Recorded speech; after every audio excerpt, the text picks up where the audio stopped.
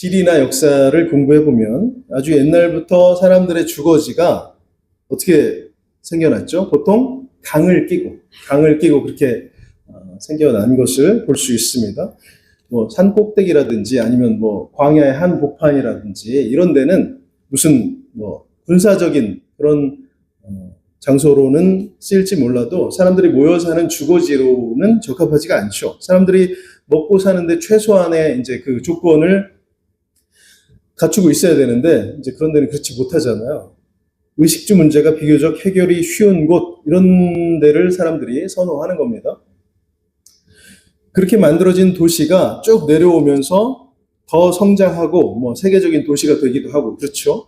요즘같이 이제 운송이나 교통 같은 뭐 인프라가 이렇게 발달한 시대에도 보면은 크게 다르지 않은 것 같아요. 강을 끼고 도시가 발달한다.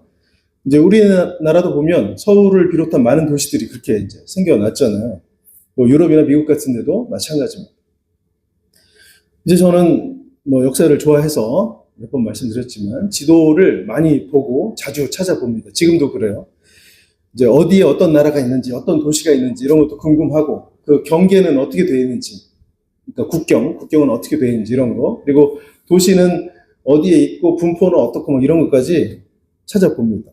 근데 이제 특히 미국을 볼 때에 오랜 역사를 지니고 있는 그런 도시들 보면 주가 다르거든요. 주가 다른데도 불구하고 마치 하나의 도시인 것처럼 그렇게 형성된 곳들이 있더라고요.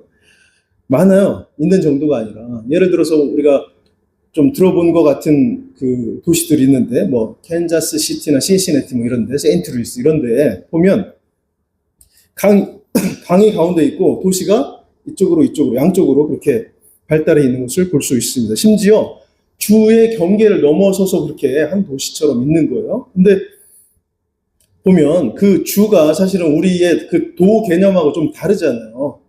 우리가 말하는 그런 북도, 남도 이런 정도가 아니고 거기는 사실은 뭐요? 다른 나라예요. 다른 나라. 스테이트라는 말 쓰잖아요. 어쨌든 그렇고 이제 우리나라는 뭐 그런 식으로까지 도를 경계로 해서 이렇게 도시가 생겨나는 경우는 없는 것 같아요. 그럼 지금 무슨 말을 하고 싶은 거냐? 강을 보자 이 말입니다. 강을 보자. 앞에 말한 이 미국의 도시들 보통 강을 중심으로 해가지고 양쪽으로 이렇게 도시가 생겨납니다. 그러니까 주를 중심으로 보자고 하면 뭐 예를 들어서 이제 이 캔자스 시티라는 게 있으면 미주리 주의 캔자스 시티가 있고 그 캔자스 주의 캔자스 시티가 또 그렇게 있어서 생활권은 그냥 하나로 있다는 거예요. 근데 행정상으로는 완전히 다른 도시입니다. 이렇다는 것은 물론 뭐 오늘날 도시가 발전하면서 그렇게 막 사람들이 몰리고 자연스럽게 확장되다 보니까 그렇게 해서 나온 결과일 수도 있지만 제가 생각할 때는 과거에는 바로 이 강이라고 하는 것이 어떤 이주와 확장의 한계였다. 이런 해석 가능할 것 같아요. 서울도 원래는 어땠어요? 서울도 원래는 강북만 서울이었잖아요. 사대문이 다 그 강북에 있으니까. 뭐 강남이라고 하면 지금이야 이제 거기가 더 비싼 땅이지만 사실은 전에는 불과 몇십 년 전만 해도 그것은 우리가 잠실이라고 뭐예요 이게 뽕밭이잖아요. 뽕밭 이렇게 불렸습니다. 그러니까 그쪽은 원래는 서울이 아니었던 거죠. 그 도시가 아니었다는 것입니다. 그러면 그렇게 된 이유가 뭘까? 이렇게 강을 한계로 해서 한쪽으로 도시가 생겨나는 이유는 뭘까? 이제 이걸 생각하자는 겁니다. 제가 생각할 때 첫 번째는 그 먼저 정착한 곳, 그러니까 강의 한쪽이 있을 거 아니에요. 그쪽이 편리한데 지금 살아보니까 굳이 저쪽으로 건너갈 이유를 찾지 못해서 이게 있을 거고 또 한 가지는 뭐예요? 강 건너에 대한 두려움, 혹시 모를 두려움 이것 때문에 가서 거주하는데 필요한 건 구하기가 힘들고 반대로 내 안전을 방해하거나 위협하는 것은 많을 수 있잖아요. 그러니까 편함과 두려움, 강이 그런 경계가 될 수 있는 겁니다. 그래서 강을 만나면 마치 산을 만난 것처럼 사람들은 주저하고 그냥 이쪽 편에서 사는 편을 택하는 일이 많다. 그게 아주 자연스러운 일이었다. 역사를 통해서 봐도 그렇습니다. 이런 이해를 가지고 이제 오늘 말씀을 같이 보도록 하겠습니다. 이제 이스라엘 백성들이 애굽을 나와서 40년간의 광야 생활, 그러니까 이제 훈련이었죠, 훈련. 이것을 다 마치고 드디어 하나님께서 약속하신 가나안 땅을 눈앞에 두게 됐습니다. 요단강의 동편. 이제 그곳을 모압 평지라고 했는데 이곳에서 1년 정도를 이 사람들이 머물러 있었어요. 그 사이에 이들의 지도자도 모세에서 여호수아로 이렇게 바뀌는 일이 있었습니다. 그런 어느 날에 하나님께서 이제 여호수아에게 말씀하시죠. 그게 오늘 2절 말씀인데 함께 보겠습니다. 2절. 내 종 모세가 죽었으니 이제 너는 이 모든 백성과 더불어 일어나 그 땅으로 가라. 네, 드디어 때가 된 것입니다. 하나님께서 이제 이 이스라엘의 불평 때문에, 그들의 원망과 불평 때문에 40년을 유예시키셨잖아요. 용서의 시간, 훈련의 시간. 그래서 이 가나안으로의 입성이 지연된 그 시간이 딱 40년이었는데 이 시간도 다 지나가고 그 약속의 땅에 들어가는 일이 현실로 다가온 것입니다.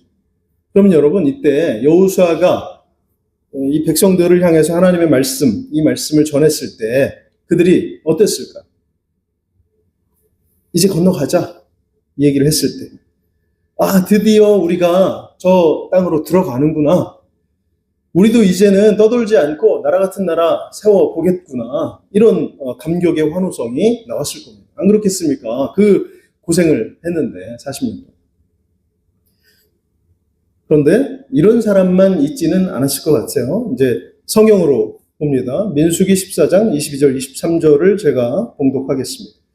민수기 14장 22절과 23절. 내 영광과 애국과 광야에서 행한 내 이적을 보고서도 이같이 10번이나 나를 시험하고 내 목소리를 청종하지 아니한 그 사람들은 내가 그들의 조상들에게 맹세한 땅을 결단코 보지 못할 것이요 또 나를 멸시하는 사람은 한 사람도 그것을 보지 못하리라.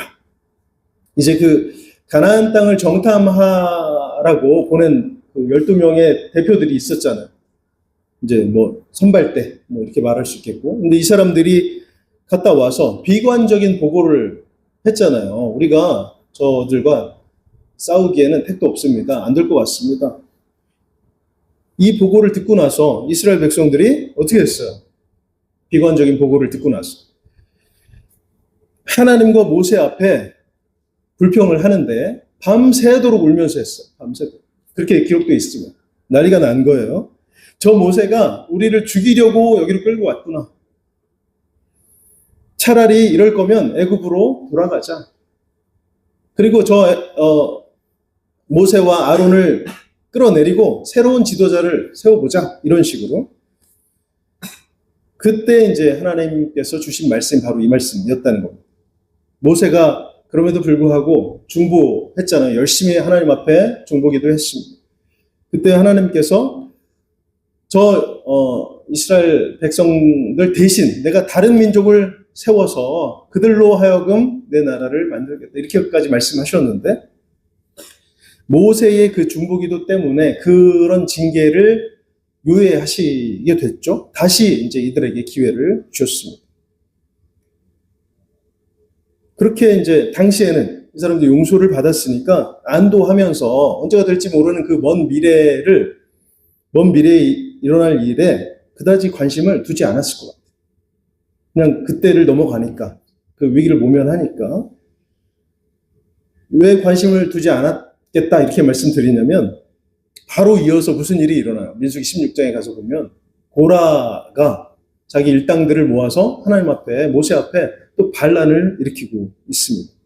그러니까 이 사람들이 하나님의 그 말씀을 얼마나 가볍게 여기고 있는지를 거기서 확인할 수 있죠.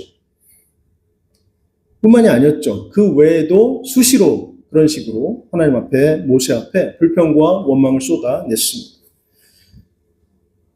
그러다가 문득 지금 이 날이 온 거예요. 그 가나안을 눈앞에 둔 그 날이.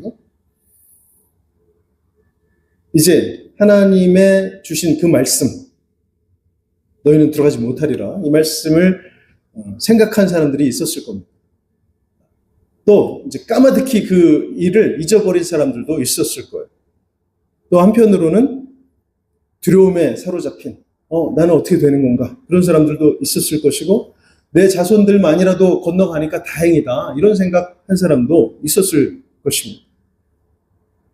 그래서 이제 여호수아가 이렇게 요단강을 건너자, 하나님께서 우리에게 요단강을 건너라 이렇게 말씀하셨습니다, 얘기했을 때에 이 요단강이라고 하는 것은 이스라엘 백성들에게 단순히 하나의 행동이 필요한 그런 대상, 건너기만 하면 되는 그런 대상이 아니라 지금까지의 모든 인생을 돌아보는 계기로 작용했을 것 같습니다. 그래서 이제 이 요단강 앞에 선 이스라엘 백성들의 심정이 돼보는 그런 작업이 이제 오늘 우리들에게, 성도들에게 필요한 것이죠. 여러분, 인생에도 우리가 이제 여러 새로운 그 때를 만날 때가 있죠. 근데 그 때마다 우리 앞에 항상 이런 요단강이 가로막고 있는 것 같아요. 익숙한 과거를 떠나서 불확실한 미래로 나아가는 것, 누구에게나 두려운 일이 됩니다. 심지어 이 사람들 보니까 노예로 살았던 그 애국, 지긋지긋하고 다시는 가고 싶지 않을 것 같은데, 그런데도 홍해 앞에서 두려움을 만나게 되니까, 두렵게 되니까 다시 그 애굽으로 돌아가자 이렇게 말하는 사람들 있었잖아요. 노예가 되는 건데, 종으로 살았던 건데. 근데 지금은 어떻습니까? 여기 보니까 광야를 떠돌면서 구름 기둥과 불 기둥이 멈추게 되면 그곳에서 천막을 치고 살다가 다시 이제 그 기둥이 떠오르게 되면 장막을 벗고 목적지를 알 수 없는 그런 여정을 또 시작하는 괴롭고 힘든 삶 계속 반복됐잖아요. 이 사람들이 그렇게 살았죠. 그런데 이 와중에도 사람은 본능적으로 조금만 오래 그곳에 거주하게 되면 어때요? 그곳이 익숙해지죠. 편해집니다. 그래서 떠나는 게 싫어져요. 떠나는 것 자체가 두려워진다는 것입니다. 여기도 마찬가지. 요단강을 앞에 두고 여기서 모압 평지에서 얼마나 살았다고요? 1년 넘게 살았어요. 계속 떠돌다가 1년 넘게 살았어요.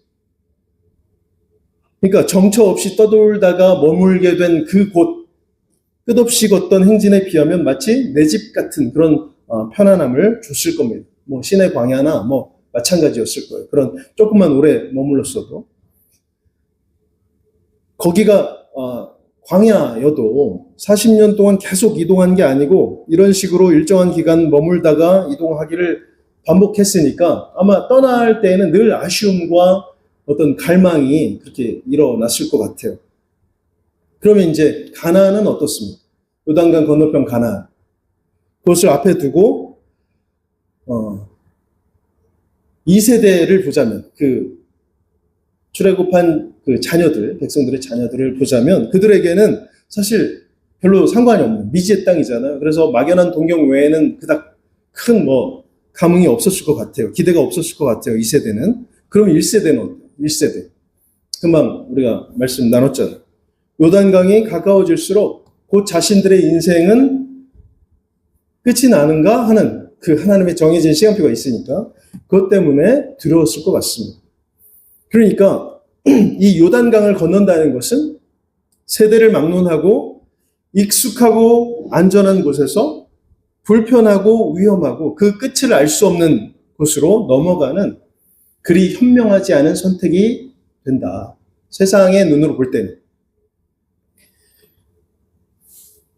이제 우리는 종종 광야의 편안함에 머물려고 합니다. 분명히 힘든 게 있어요. 있는데도 불구하고 변화보다는 안주를, 그리고 도전보다는 익숙함을 선택하는 것이죠.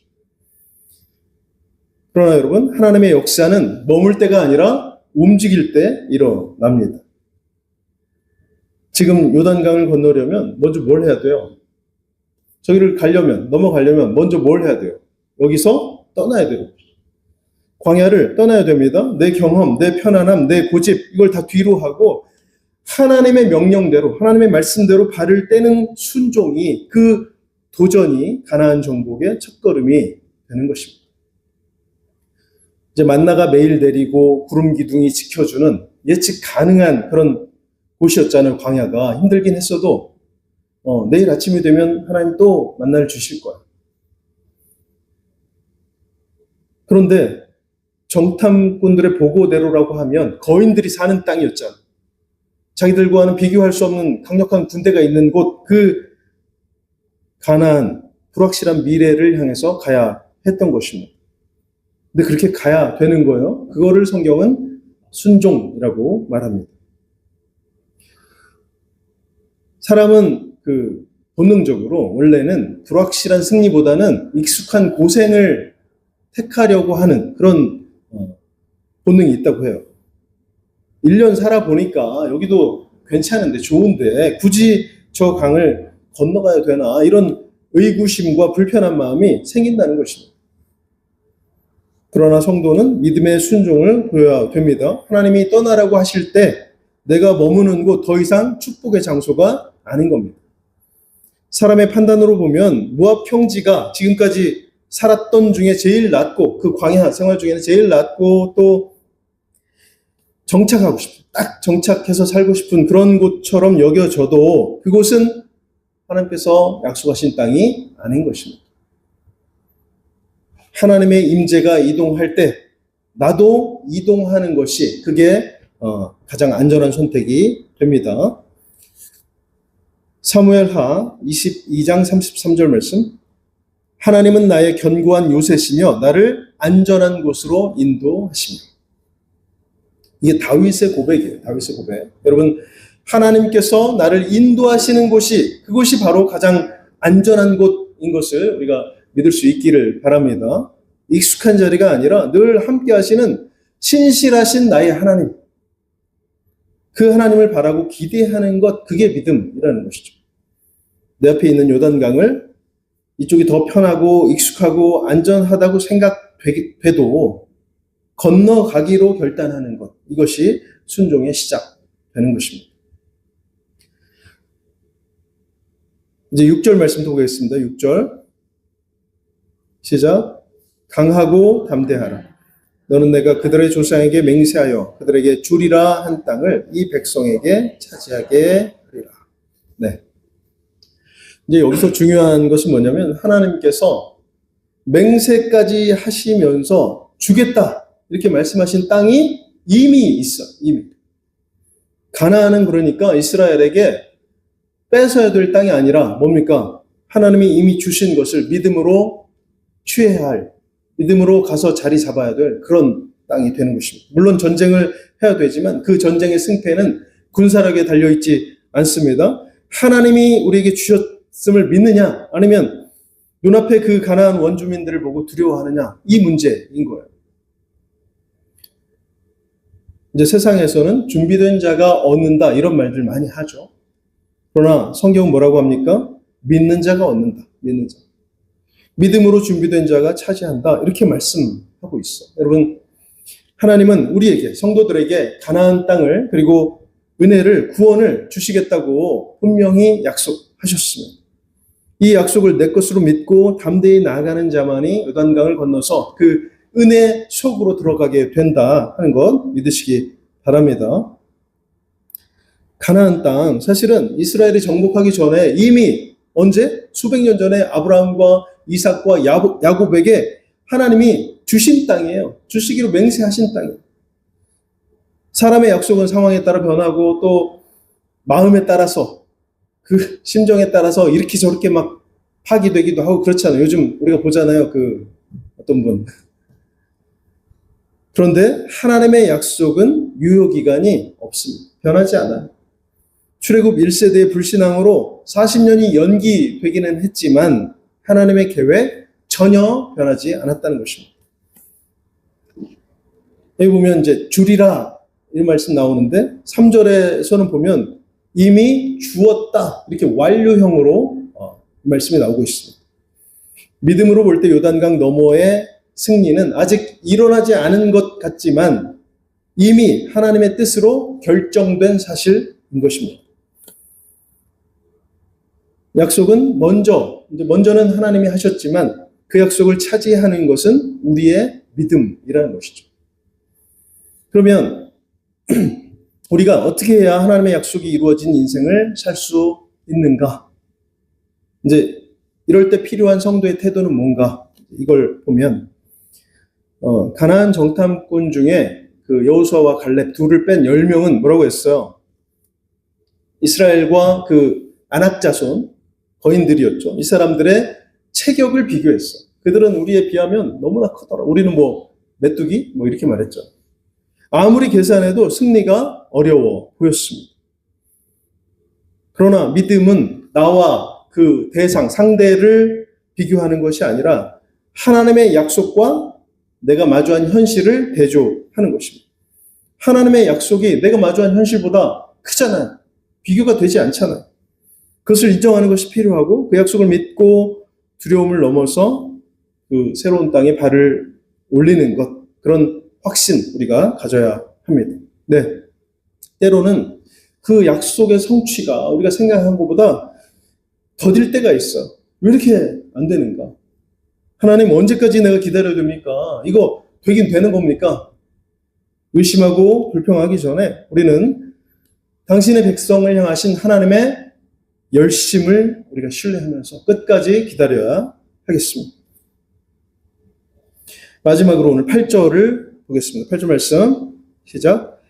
이 율법책을 내 입에서 떠나지 말게 하며 주야로 그것을 묵상하여 그 안에 기록된 대로 다 지켜 행하라. 그리하면 내 길이 평탄하게 될 것이며 네가 형통하리라.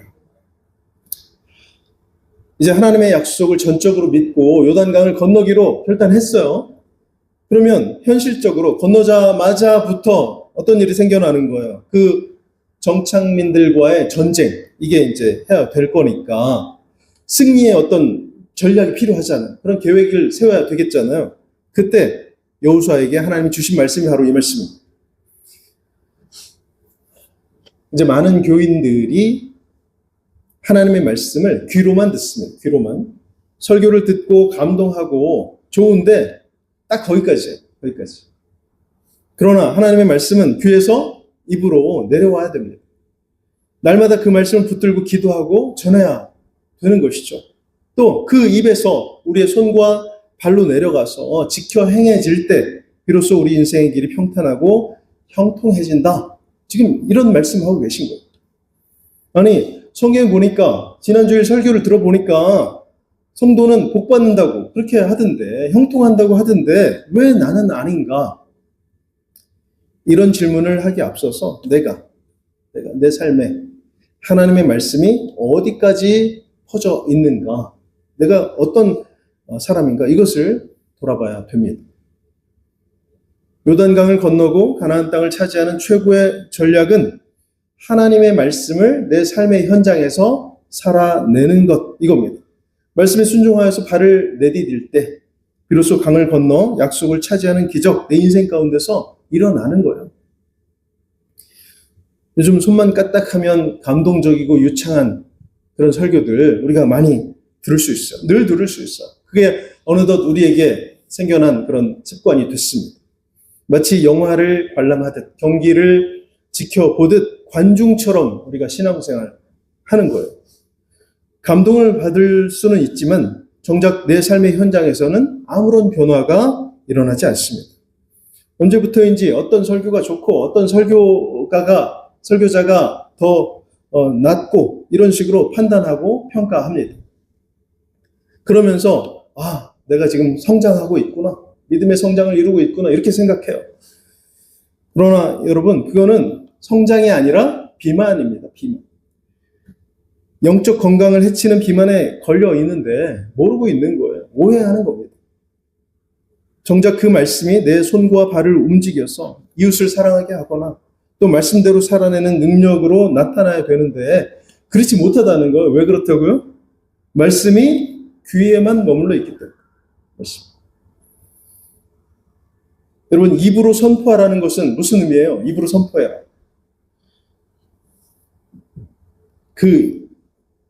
다른 사람들에게 막 듣기 싫은데도 가서 얘기해라. 그 말이 아니라 내 삶의 가치관과 대화의 주제가 말씀으로 채워져야 된다. 이 말입니다. 제가 늘 말씀드렸잖아요. 네, 어렵죠. 저도 그래요. 저도 어렵습니다.